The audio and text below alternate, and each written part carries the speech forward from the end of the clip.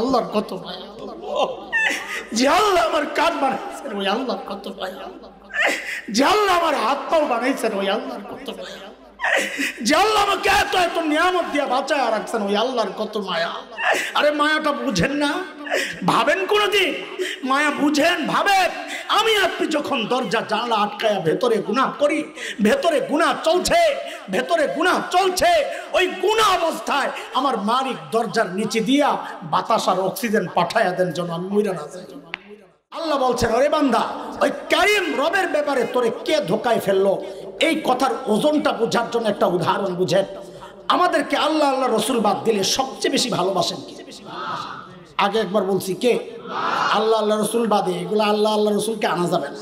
সবচেয়ে বেশি ভালোবাসেন মা। মার কলিজায় কত দরদ আর ভালোবাসার মহাব্বত আমি কেমনি বুঝাবো? আমি তো মা না, এটা শুধু মা জানে। মাকে যে আল্লাহ বানাইছেন সে আল্লাহ জানেন। আগে একটা উদাহরণ দিছি মায়ের দরদের কথা, আমার মায়ের কথা বলেছি, মনে আছে না?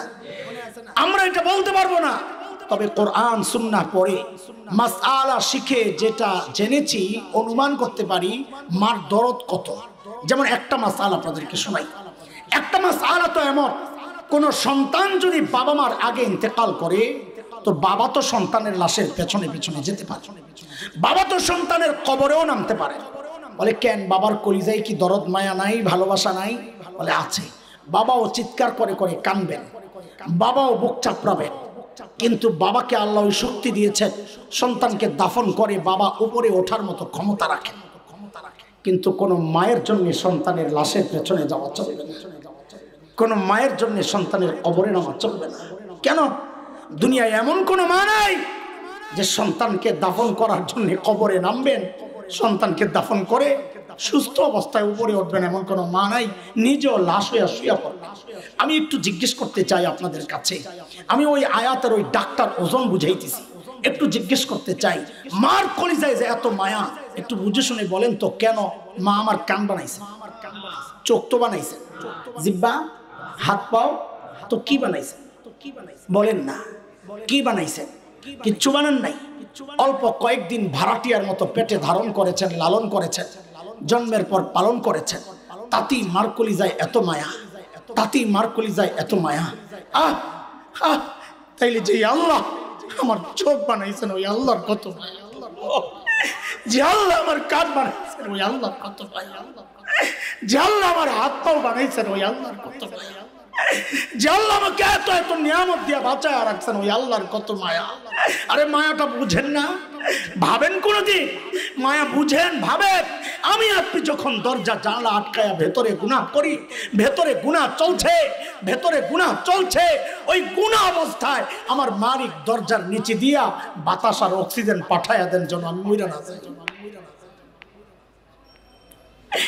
এবার ওই ডাক্তার ওজন বুঝে আল্লাহ যে পেছন থেকে ডাকতে থাকেন, আমি আপনি যখন গুনাহ করি আল্লাহ ডাকতে থাকেন, কি বলে?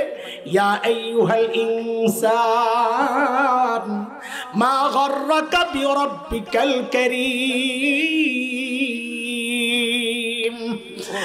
আয় বান্দা, ওই কারীম রবের ব্যাপারে তোরে কে ধোকায় ফেলছে? মানে কি? আরে তুই যে চোখ দিয়ে ওই নায়ক নায়িকা দেখতেছস, ওই চোখ তো ওরা তোরে দেয় নাই, এটা আমি কারীম রব দিছি, তুই চাস নাই, আমি মায়া করে দিছি। আমার মায়া করা দেওয়াই নিয়ামত তুই আমার বিরুদ্ধে লাগাইতেছস। যে কান দিয়ে তুই গুনাহ করতেছস ওই কান তো তোর ওই গায়ক গায়িকা দেয় নাই, আমি আল্লাহ দিছি। যে জবানে তুই আমার নাফরমানির কথা বলস ওই জবান তোর নেতা নেত্রী দেয় নাই, আমি আল্লাহ দিছি। আরে যে হাত দিয়ে আমার বিরুদ্ধে লেখস ওই হাত তোর নেতা দেয় নাই, তোর সরকার দেয় নাই, তোর অফিস দেয় নাই, তোর নেতা দেয় নাই, তোর মালিক দেয় নাই, ওই হাত পা আমি আল্লাহ দিছি। আমার দেওয়া অঙ্গ দিয়া তুই আমার বিরুদ্ধেই লেখছস, আমার বিরুদ্ধেই বলছস, আমার বিরুদ্ধে কথা শুনছস, আমার বিরুদ্ধে আমি যা নিষেধ করেছি তা দেখছস। কেন রে বান্দা, কি পায়া তুই আমারই ভুলে গেলি? কি পায়া তুই আমারই ভুলে গেলি? বলে আল্লাহ কারীম তো ওই সত্তাকে বলে যিনি না চাইতে দেন, আপনি আমার কি কি দিছেন? তা আল্লাহ যেন জবাব দিচ্ছেন, আরে জালিম তোর চেহারার দিকে তাকায় দেখ তোর কি দিস। সব জায়গায় তাকানোর দরকার নাই, তুই খালি তোর চেহারার দিকে তাকায় দেখ। আল্লাযী খালাকাকা ফাসাওয়াকা ফাআদালাক ফি আই সূরাতিন মা শাআ রাক্কাবা। তোর মতো সুন্দর করে আমি কাউরে বানাই নাই। আর দেখ দেখ তোর চোখের মধ্যে কি সুন্দর ঝাড়ু লাগাইয়া দিস। ময়লা পরে আমি ভেতর থেকে পানি বের করে ঝাড়ু দিয়ে পরিষ্কার করে দিই। আর তুই যখন ঘুমায় যাস তোর চোখগুলো অনিরাপদ হয়ে যায়, আমি আল্লাহ নিজ দায়িত্ব উপর দিয়ে একটা শাটার লাগাইয়া দেব, নিরাপদ দিয়ে নিরাপদ বানাইয়া দিই। আর ওই চোখ দিয়ে তুই ঘুম থেকে উঠাই আমার বিরুদ্ধে কেন করস এটা?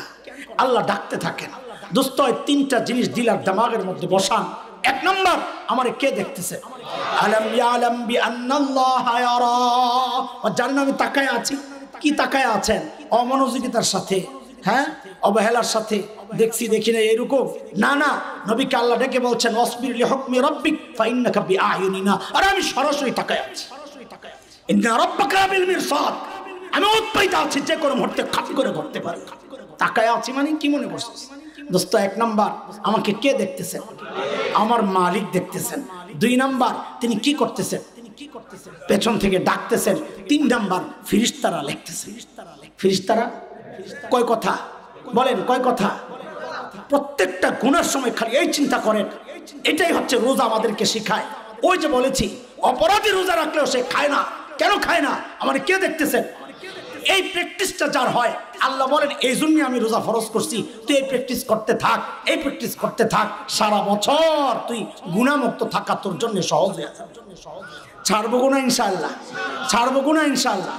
দেখেন আমার শেষ কথা, আমার ভাই আমাদের আপনজন, এই জন্য আমার কোনো টেনশন নাই যে মাইন্ড করবে বসে বসে ওয়াজ দেখায় এমন সুযোগ পাইছে। না না, আমাদের ওই টেনশন নাই। আমি বললে সারাক্ষণ বললেও কিছু বলবে না, আমি বললে দোয়া করে দিলেও কিছু বলবে না। ওই ভরসা আছে বলেই বসায় রাখছি। আপনারা টেনশনে পড়েন না, আমার কথা বিশ্বাস করি। কারণ এই ঢুকতাম না, আমার যদি আরো আগে ছাড়া পাইতাম, অত কাম আছে। যেহেতু এই পর্যন্ত এসে বসছি, শেষ না করলে অসম্পূর্ণ।